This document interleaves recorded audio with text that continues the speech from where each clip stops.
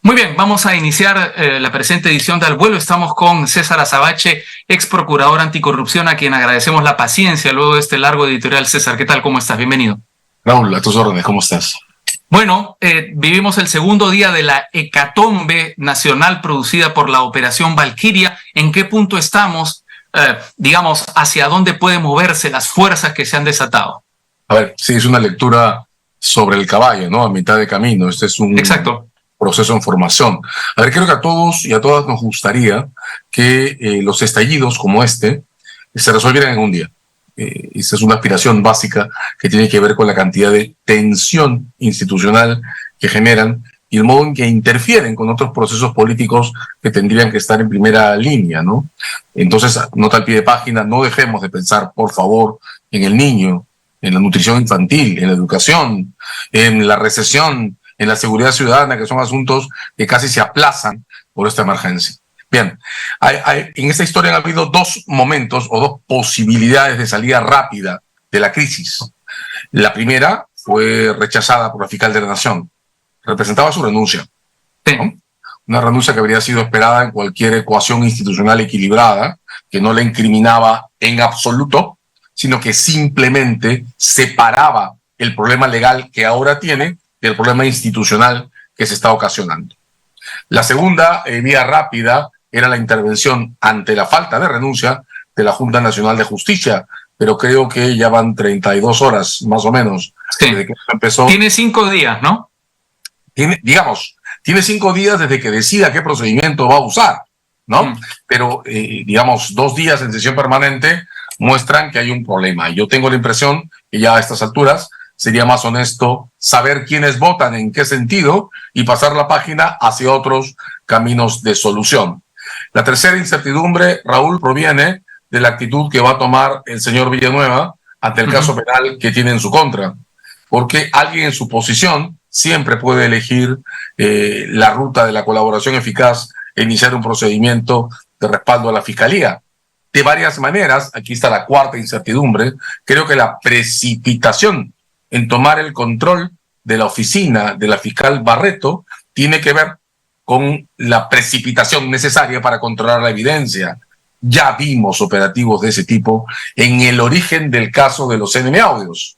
Sí. Lo que intentó determinado dentro del Ministerio Público liderado por Chávarri fue intervenir en... Incluso la oficina lacrada, ¿verdad? Claro, y son dos momentos, ¿no? Primero intervenir en las grabaciones en tiempo real y luego intervenir en la oficina lacrada que el fiscal Pérez había inmovilizado. De modo que esta es una película que ya hemos visto, ¿no? Eso ha puesto en duda a la comunidad legal si en las condiciones en las que se emitió la resolución que remueve a Barreto es válida o es un acto de interferencia. En tanto eso, si es ejecutable o no se puede ejecutar. ¿Qué te parece a ti? Bueno, yo creo que esa es una discusión que hay que hacer. Pero además hay una serie de otras discusiones formales más simples que también hay que resolver. Que tiene que ver con la protección de la investigación.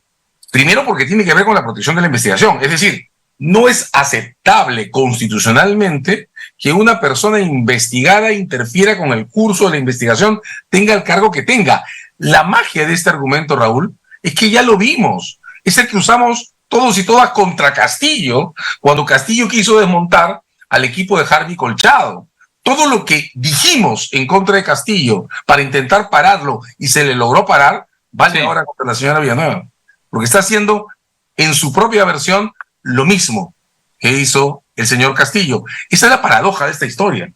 Por Dios, la fiscal de la Nación se está comportando como el presidente que ahora está en prisión. Pero no solo eso, hay muchas paradojas en esta historia y yo creo que es la historia, valga la redundancia, eterna de nuestro país. Es decir, por actuar de acuerdo a las conveniencias del momento, por actuar de acuerdo a una estrategia política para acaparar el poder y, digamos, sacar adelante un proyecto político específico, lo que se hace es minar el camino cuando uno está en problemas. Lo digo, por ejemplo, por lo que tiene que ver con la colaboración eficaz. Es decir, el marco de la colaboración eficaz se ha vuelto tan restrictivo que los propios congresistas que se quieran sumar a la misma se van a ver en problemas por decisiones que ellos mismos tomaron. Claro, porque el primer colaborador eficaz del Congreso va a desplazar a los siguientes. Por supuesto. El Congreso prohibió la convergencia de colaboraciones eficaces. Entonces, el primero que se sienta en la silla gana, ¿no? Exactamente. Es el drama. Pero además, Raúl, en todo el proceso de construir el caso Castillo, quien dirigió las cosas fue Marita Barreto. Entonces yo no puedo entender, digamos, ya, todos sabemos cuál es la mecánica de la narrativa negacionista, pero yo no puedo entender que ahora estén acusando a Marita Barreto de ser un factor caviar. Ya pues. Digamos, claramente hace tiempo no estamos en una lucha ideológica. Lo que se explicaba para quien quisiera verlo con la alianza entre Cerrón y Keiko Fujimori. Eso era tan obvio que solamente alguien ciego o alguien interesado no lo veía. Claro, tal cual, tal cual. Esto es la disputa entre una fiscal que tiene evidencia contra la fiscal de la Nación y una fiscal de la Nación que no está queriendo hacer lo que todos, incluso en su nombre, le pedimos a Castillo hacer en su momento, renunciar y despejar las investigaciones para no generar una interferencia. Entonces, en resumen, hasta acá, perdimos un momento, perdimos la renuncia. El segundo momento suena perdido, que es la intervención rápida de la Junta. El tercero dependerá del modo en que Villanueva reaccione después de la audiencia de hoy, en que se está discutiendo su detención preliminar. Hay uno cuarto, que es la Junta de Fiscales Supremos. Dos de sus integrantes, los dos no involucrados en este proceso, Sánchez y el fiscal de familia, ya han pedido la renuncia de la fiscal de la Nación, ya han pedido nombrar Junta. Sí. Una tercera fiscal suprema en funciones, que está en el Jurado Nacional de Elecciones, la señora Espinosa, disclaimer, a la que la firma que dirijo representa en algún caso, ha enviado una carta pidiendo ser repuesta dentro de la Junta para poder formar quórum y votar. ¿Por qué es importante la Junta Nacional de Justicia, Raúl? Porque uno de los problemas legales menudos, pero importantes, que hay que discutir alrededor del reemplazo de la fiscal Barreto, es si necesita o no autorización de la Junta de Fiscales Supremos. Hay un artículo en la ley, se llama 80B, está vigente desde la transición del 2000, que dispone que para nombrar fiscales especiales, personales, individuales, uno de un equipo completo, la Junta de Fiscales Supremos tiene que intervenir. De modo que aquí el escenario fuerte, si la Junta Nacional de Justicia, perdonen por la multiplicidad de siglas, ¿no? Si la Junta que decide quiénes son magistrados no vota una decisión, pues la pregunta siguiente será si la fiscal de la Nación va a notar que no puede reemplazar a la señora Barreto sin convocar a la Junta que reúne a todos los fiscales supremos. Sí. Y aquí hay una decisión que tomar, porque si el pedido de la fiscal Espinosa funciona, esa Junta de Fiscales Supremos no va a tener una mayoría controlada por Soraya Ábalos. No la tiene hoy, ni siquiera con 3. Entonces, la Junta reunida por Patricia Benavides, ¿quieres decir? Claro, Patricia Benavides, perdón. La Junta de Fiscales Supremos, reunida, ese es el punto, ¿va a reincorporar a la señora Espinosa? Y se reincorpora a la señora Espinosa. ¿La Junta de Fiscales Supremos va a remover a la señora Benavides? Y hay más escenarios en esta guerra, Raúl, que por desgracia parece estarse convirtiendo en una de desgastes. Porque la señora Zoraida Ábalos, destituida por el Congreso, tiene una audiencia de amparo comenzando el mes de diciembre. Lo que puede dar quórum, dices tú. Lo que puede dar quórum para que la Junta de Fiscales Supremos se reúna. O regresa Espinosa, o regresa Ábalos, o regresan las dos. Y la Junta se puede instalar incluso sin la señora Benavides. Entonces, ¿cuánto tiempo va a tomar esta tensión? Ahí la gran llave maestra, Raúl, está en la custodia de esa evidencia. Sí. La custodia de la evidencia. Porque ya vimos en el caso Chávarri lo que se puede hacer en situaciones desesperadas como esta. El señor Chávarri robó cajas de evidencia y no sabemos cuál fue su contenido. Ahora, el primer contenido es público. Esos chats. Ahora sabemos de qué se trata. De acuerdo, bueno, exactamente. Entonces, Ahora, hay varios elementos penales y extrapenales en este proceso, políticos, pero también humanos en este proceso, ¿no? A mí, a pesar, digamos, de los antecedentes, no me deja de sorprender el comportamiento de la fiscal Benavides, que frente a esta emergencia en la que se ha metido, toma como primera decisión investigar a la presidenta de la República. Es decir, emplear de una manera absolutamente descarada su poder como un arma política. ¿No? Pero me sorprende no solo por esa decisión que yo creo que es errónea, porque creo que es un error de cálculo grave, que seguramente acelerará su implosión, sino que me llama la atención porque demuestra cómo el poder puede llegar a nublar un alma débil. Mm, Mira, yo estoy fuertemente sorprendido y lamentando muchas cosas en ese plano, ¿no? Para comenzar, la fiscal Benavides tiene 54 años. Es una edad, permíteme decirlo así, con el mayor respeto, juvenil para una magistratura de esa estatura, Claro. por la Fiscalía Suprema. Le da un techo de vigencia de cerca de 16 años. Podría ser una gran renovadora en el Ministerio Público. Pero por Dios, Raúl, es una de las fiscales supremos que ha asumido el cargo con menor antigüedad, con mayor juventud. Y lo que me interesa resaltar, tiene un techo de vida, o ha tenido o tuvo, un techo de vida profesional más de 10 veces más grande que los congresistas en los que se apoyan. Sí. Me parece un pésimo negocio político tener un cargo inamovible por 16 años y canjear favores políticos con congresistas que se van en año y medio. Pésimo favor político. Lo segundo, lo que faltaba en el caso para dirigirlo contra ella, pues lo completó ella. Sí.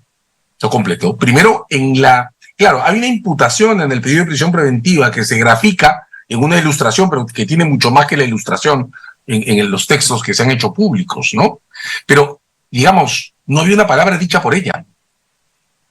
Y ahora ella lo que ha hecho es reaccionar, interfiriendo con la investigación, ensayando lo que Castillo no pudo hacerle a ella, que es una destitución para parar el caso. Sí. Y lo que ha hecho, además de ensayar esa destitución, es exhibir que el método que ponen en evidencia los chats sí existe. O sea, los chats lo que ponen en evidencia es la construcción de una malla de relaciones de canje con un tufillo de chantaje. Es decir, vota por mi caso y archivo tu caso, lo que a la inversa significa vota en contra de mí y tu caso prospera. Y viceversa, en los dos lados, es canje y chantaje. Ahora, ¿no? mi pregunta, César, ¿eso cómo configura cohecho? Lo que ocurre es que el cohecho no está definido solo por dinero, está definido por ventajas. Entonces, si los chats ponen en evidencia cuál es la ventaja estratégica de cada una de las decisiones que se han negociado. Claro, o sea, puede ser un cargo o puede ser, por ejemplo, la impunidad. Exoneración. Una exoneración, ¿no? Ahora, ¿qué pasa? Digamos, seamos claros. El sistema institucional, Raúl, tolera un margen de, comillas, canje en un ámbito preciso, los votos parlamentarios. Por eso los congresistas tienen inmunidad, porque el sistema sostiene, asume y soporta que entre parlamentarios canjeen voto por voto, tu proyecto por mi proyecto, ¿de acuerdo? Pero la licencia de esa actividad está institucionalmente delimitada al canje y la caja está clausurada. Lo que no pero además es lícito, digamos, es una negociación política lícita.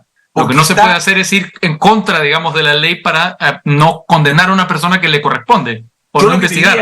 Lo que no se puede hacer es introducir en esa caja cerrada algo distinto al voto. Puedo canjear voto con voto, pero no voto por dinero, no voto por absoluciones, no voto por casos penales en persecución. Y eso es lo que ha pasado aquí. Por eso es cohecho. Ahora, digamos, las dos actividades, la interferencia de la señora Benavides prueba su relación con esta historia, como la de Castillo era una referencia que mostraba su culpabilidad. El esquema es el mismo, se está portando como Castillo. Y lo segundo, el ataque a la fiscal de la Nación crea la paradoja más cruel que nos podemos imaginar. Porque digamos, si las familias de las víctimas, 50, de la represión de diciembre y enero recientes, quieren algo, es justicia. Pero lo que está haciendo Boluarte es lo que está haciendo Benavides es utilizar contra Boluarte los casos como, en mi lectura de las cosas, como la confirmación de que el esquema contenido en los chats sí existe. Es decir, que sí es capaz de ir en contra de quien no le dé la razón con lo que tenga. Exactamente. Ha confirmado el método. Exactamente. Y eso es gravísimo. Digamos, hay que decir también que la mayor perversión de las cosas es que ha confirmado el método precipitando la denuncia ante un Congreso cuya mayoría ha expresado su no interés en rodear de justicia las masacres de diciembre y de enero. pero eso no va a impedir que el caso se mantenga hasta el otro Congreso. Atención con eso. Ahora, y con eso tiene que ver la última pregunta que te quería plantear. Estamos viendo también la magnitud del caso al que nos estamos enfrentando. Estamos hablando de la Fiscalía de la Nación, de la Defensoría del Pueblo. No se puede descartar que el Tribunal Constitucional y el gobierno estén implicados, pero sobre todo de un Congreso tomado por estos personajes nefastos que son los niños, que en la hipótesis de Valkyria son 42, pero sin olvidar, como lo decía hace un momento, que son 82 quienes tienen carpetas fiscales abiertas, lo que los hace, por supuesto, plausibles de negociaciones de esta naturaleza. Con, digamos, un esquema tan abierto, tan amplio, ¿dónde puede estar el justo? ¿Dónde se quiebra la dinámica? Es decir, ¿cuándo puede realmente echarse a rodar la verdadera justicia en este caso?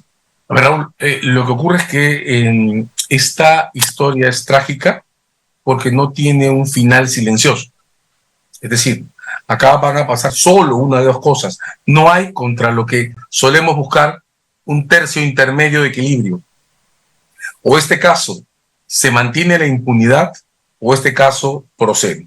En cualquiera de los dos escenarios, estamos hablando de un tercio del Congreso. ¿De acuerdo? Sí. Es la parte más dura de esta historia. Porque al final del día, la fiscal de la Nación, lo digo apenado, pero cae o porque la Junta la suspende, o cae porque la Junta de Fiscales Supremos se reorganiza y remueve su posición. Pero si ninguna de esas dos cosas pasan, lo único que falta para que el Congreso cambie es 1 año y medio. Y la evidencia está asentada. Lo único que, en mi opinión, deben hacer quienes quieren defender estos casos es preservarla.